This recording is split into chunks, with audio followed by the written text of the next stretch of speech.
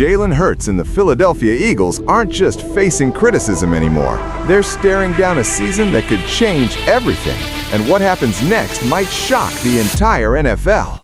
I really think that he gets a lot of unnecessary hate for a guy that's never in the media, that's a great leader on and off the field, that keeps his mouth shut and his head down and goes out and wins football games. People like to talk a lot of shit about him. Okay. I hear everything you just said, but where I completely disagree, you dismiss this as a non-story. It's a huge story, and it's a legitimate story, and it's a serious business in Philadelphia story. And yet, I preface everything I'm about to unload on by saying I remain a huge believer in Jalen Hurts. He is the Eagles. We've done a couple of videos that we tape after the show, and we've done Tom Brady. If you could have Tom Brady right now after the flag game, over which quarterback. The only one where I said I wouldn't take Tom Brady over that quarterback was Jalen Hurts. You did? Yeah. Remember? Yeah, you did. I think you were. I was watching. You were watching. Yeah. Okay. That said, this story to me, clearly, the one that appeared on ESPN, was planted by Eagles management. And even if you go so far as to say, well, it wasn't exactly planted, it was fueled by, it was encouraged by, it was fed by people inside the Eagles, because they believe this. I've come after we did this on Friday, it came clear to me they believe that the Super Bowl went to Jalen's head last year. They were up 40-6 with 3 minutes left in the Super Bowl against Patrick Mahomes and company. And as I said Friday, isn't that enough to make Jalen Hurts beyond criticism? No. To them, I'm convinced. I'm just telling you what's going on inside that organization.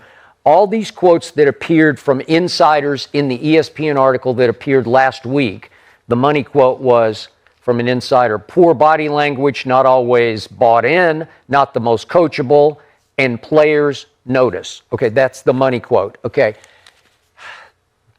This goes so far as to say to me that now I'm leaning toward they won't trade A.J. Brown, because when he live streamed and called the offense a shit show, I think up to Howie Roseman, I think management said, yep, we're a shit show. He's right. Come on, people will continue to bash this man. For what reason? Plenty other quarterback news we can talk about. And for what it's worth, Levante David went on a podcast. They asked him a question and he answered it. It's not as though he went in there with the intention or some sort of desire to make this point. But still, it keeps coming up. Every single day I come in here and I want to make sure we have football conversation. And every single day someone is saying something about Jalen Hurts. So Dan, I'll ask the question. Is all of this criticism of Jalen Hurts, is it reasonable and is it fair? No, but that's life as the starting quarterback in the NFL, let alone in Philly. I think, one, Hurts has become one of the, if not most, polarizing guys in the NFL. Two, the facts and the opinions don't match.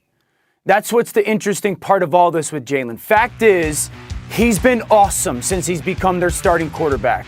We're talking wins, which is what everyone gauges a quarterback, franchise or not. 62 of them. He's accounted for 185 touchdowns. However, how he gets the touchdowns, I don't care, people at home, whether you like it or not. And he's top 10 in passing yards.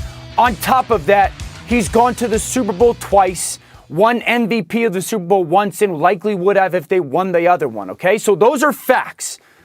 That's also being said at the same time of opinion.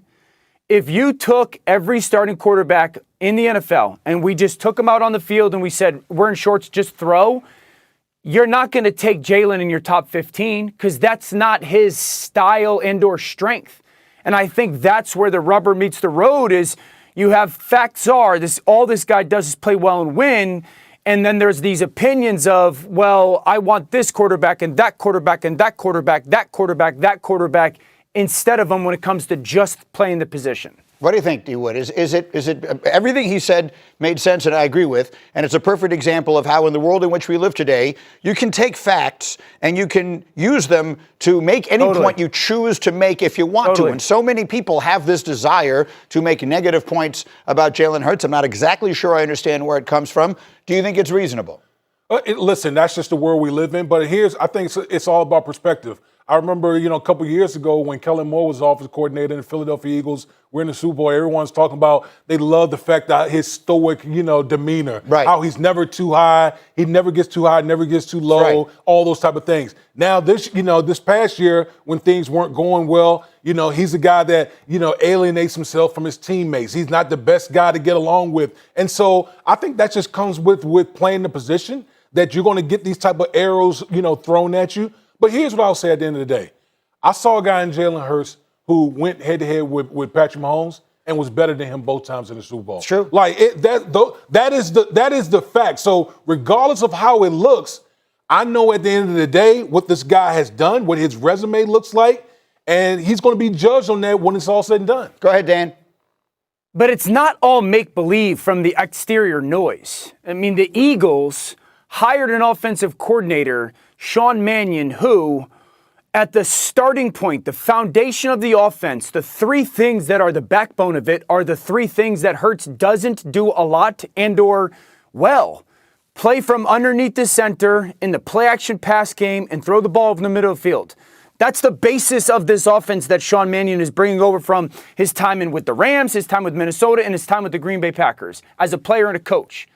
So the Eagles have made a clear declaration with the hiring of Sean Mannion. We're bringing in a scheme that the quarterback that we have has never majored in.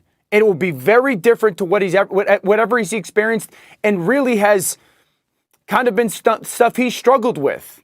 So they are making the declaration of like, hey, we're either going to go forward with this scheme or this player is going to completely adapt and fall in line with it. And so the noise isn't just made up from the outside. I agree. And I mean, if you watch them play offense last year, at times it hurt. I mean, it actually hurt your eyes to watch what it all looked like. I feel ridiculous asking this question when you consider all of his accomplishments, but does it feel like a little bit of a make or break situation now for a quarterback who is as decorated as he has been? Yes. I think between him or Nick Sirianni, like, it's going to be, if this thing doesn't work this year, there's going to be major change in Philadelphia. Our whole game plan was just give him different looks. Like, bro, I'm going to be honest with you, Skip. It was one year when we beat them in the playoffs. We played straight cover zero. Cover one and cover zero and made him want to beat us, you know what I'm saying? In 2023, the game prior to that, they had a great run game. They ran the ball over us. That was his first year starting. Yeah. You beat him then. But then they fell apart in 23 down the stretch, and you got them and just crushed them in the first playoff. Right. Yeah, that stretch, and they had the bad stretch. They killed us in the run game and things like that. So our game plan was just like, we're going to make Jalen Hurts beat us. We're going to keep him in the pocket, make his reads, make him, understand what defense he's going, what defense he's seeing and stuff like that, and make him beat us. Okay.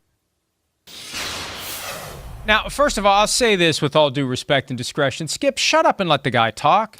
He interrupted the guy while he's making a great point, and he was factually wrong.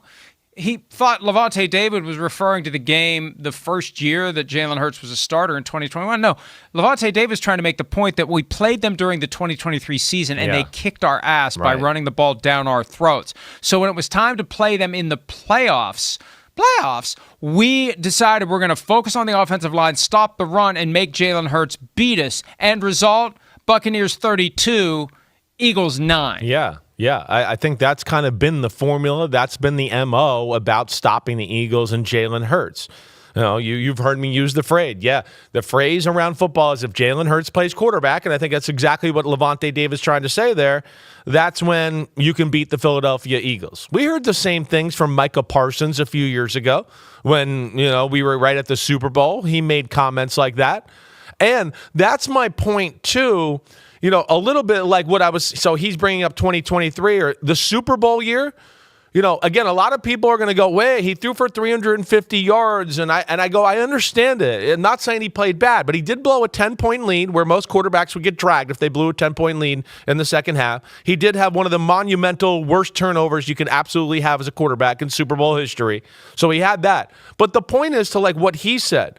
We played them and we played two coverages the whole game. And those are disrespectful coverages to a quarterback. Tom Brady or Mahomes, if you played, they did is cover 0 or cover 1, they would be like, are you guys kidding me? I'm going to torch you. And that's what the point I've tried to make about that first Super Bowl is, yes, he threw for 350 in that game. The way the Chiefs were playing in that game, Mike, if you switch quarterbacks, Mahomes would have thrown for 650. Josh Allen would have thrown for 650. They played a style that was egregiously like, we're going to go all in on stopping the run because we don't think you'll figure anything out in the pass game. And we're going to play that game. And we'll live with 350 passing because we're not going to let you guys run for 300 and control the clock and do all that.